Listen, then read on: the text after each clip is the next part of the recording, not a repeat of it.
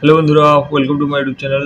বন্ধুরা, আজ আমি তোমাদেরকে কোনো ব্যক্তি রিটায়ার করলে বা কোনো ব্যক্তি মারা গেলে সার্ভিস করতে করতে তাদের যে লিভ এনক্যাশমেন্ট হয়, যে আর্ন লিভ থাকে, সেটা যে টাকাতে কনভার্ট হয়, সেটা এইচআরএমএসের মাধ্যমে কীভাবে হয় সেটা আমি দেখাবো। লিভ এনক্যাশমেন্টটা চলো প্রথমে এইচও লগ ইন দিয়ে লগ ইন করলে, ঠিক আছে, এইচআরএমএস অপশানে গেলে, এইচআরএমএস অপশানে গিয়ে সিলেক্ট রোল করলে, সিলেক্ট রোল করে নিচের দিকে নামলে দেখবে এখানে এক্সিট ম্যানেজমেন্ট বলে অপশান আছে। এক্সিট ম্যানেজমেন্টের নিচে নেমে এলে দেখবে এই লিভ এনকেজমেন্ট ইনিশিয়েশন, মানে লিভ এনকেজমেন্ট শুরু করার এটা আছে বাটন দেওয়া আছে। এখানে দেখতে পাচ্ছ এই দেওয়া আছে নিউ আর রিভাইজড, ঠিক আছে। এখানে নিউ করলাম, ধরুন কোনো একটা ব্যক্তির প্রথমবার করা হচ্ছে লিভ এনকেজমেন্ট, তাহলে তার নিউ করলাম। কারণ এখানে কি দিলাম, কোনো নর্মাল রিজন হলে নর্মাল রিজন, মানে ডেথ, সুপার অ্যানুয়েশন, এগুলো সব কি নর্মাল রিজন, ঠিক আছে। স্পেশাল রিজন কিছু থাকলে সেটা দিয়ে এখানে করতে হবে, ঠিক আছে। নর্মাল রিজন দিলাম, দেখতে পাচ্ছেন এখানে দেখতে পাচ্ছেন রিটায়ারমেন্ট অন সুপার অ্যানুয়েশন আছে, আর একটা আছে ডেথ ইন সার্ভিস। সুপার অ্যানুয়েশন হলে এইখানে আপনি এলওভিতে ক্লিক করলেন, সমস্ত এমপ্লয়ির নাম আসবে, ঠিক আছে। তাদেরকে সেখান থেকে আপনি সিলেক্ট করে নেবেন যে কার সুপার অ্যানুয়েশন কোন ব্যক্তির করবেন, ঠিক আছে।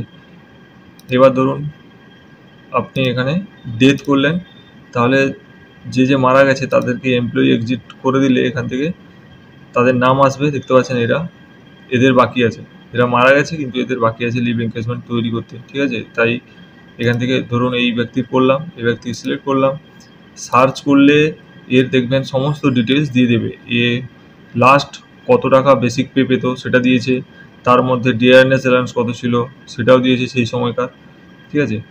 দিয়ে এখানে তার টোটাল পে কত হয়েছিল, ডিআরএনএস অ্যালাউন্স প্লাস বেসিক পেটা, ঠিক আছে, সেটা যোগ করে এখানে লিখেছে। এখানে দেখতে পাচ্ছেন দেওয়া আছে হোয়েদার পেয়েবল টু নমিনি, যদি মারা গেছে তার মানে কি তার নমিনিকে দেওয়া হবে, এই জন্য ইয়েস করা আছে। কবে মারা গেছে সেই ডেটও দেওয়া আছে, তার যে নমিনি হিসাবে যিনি আছে তার স্পাউস, তার নামও এখানে দেওয়া আছে, স্পাউসের নামও দেওয়া আছে এখানে, দেখতে পাচ্ছেন। এবার ধরুন এখানে লেখা আছে earn live at the credit of the, মানে কতগুলো আর্ন লিভ ছিল এখানে আপনি যদি যেমন বসাবেন, ধরুন এখানে আপনি ধরুন 250টা আর্ন লিভ ছিল, ঠিক আছে। তাহলে অ্যাডমিসেবলও কত হবে 250, ম্যাক্সিমাম কত হতে পারে 300, 300-র বাইরে ও নেবে না, ঠিক আছে।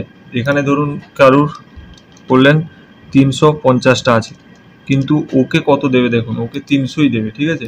দেখ 315 যদি করেন,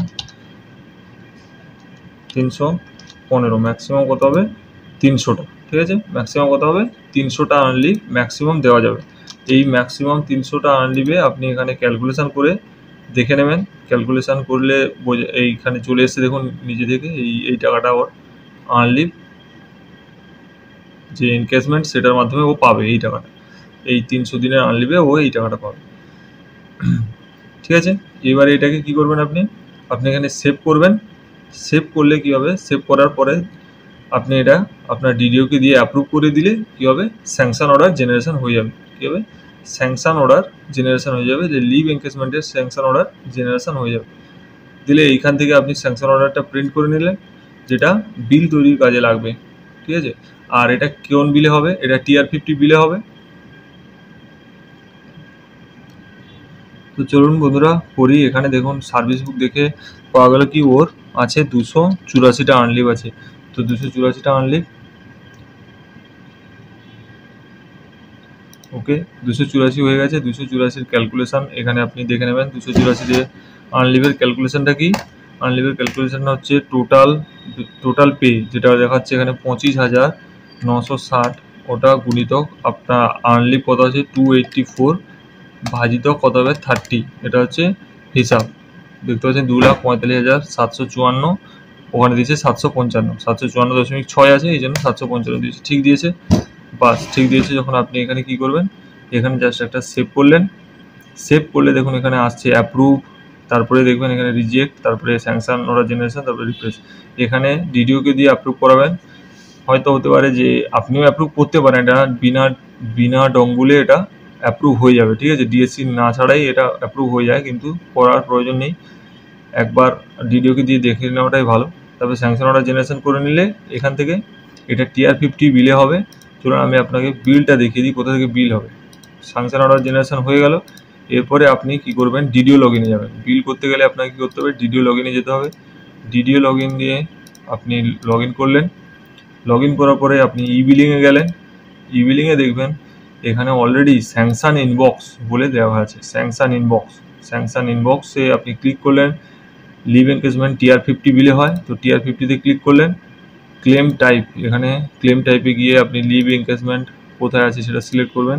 এই দেখুন লিভ এনগেজমেন্ট অফ স্যালারি, এই হেডে সিলেক্ট করলেন, চলে আসবে। এইখানে আপনার যে ব্যক্তির আপনি ওখানে গিয়ে অ্যাপ্রুভ করলেন লিভ এনগেজমেন্ট স্যালারিটা, সেটা এখানে দেখাবে। যেহেতু আমি অ্যাপ্রুভ করিনি তাই ওরটা দেখায়নি। অ্যাপ্রুভ করা এইখানে চলে আসবে। চলে এলে আপনি এটা সিলেক্ট করবেন, জাস্ট সিলেক্ট করে প্রসিড টু প্রিপেয়ার বিল করবেন।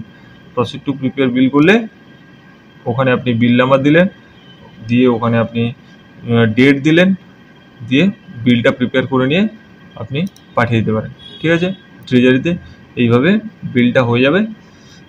এইভাবে আপনার যে ব্যক্তি রিটায়ার করলো বা যে ব্যক্তি মারা গেছে তাদের কী হবে, লিভ এনগেজমেন্ট করা হয়। ঠিক আছে, আনলিভে যে এনগেজমেন্ট হয় সেটা করা হয়। Thank you for watching. ভালো লাগলে লাইক আর সাবস্ক্রাইব করুন।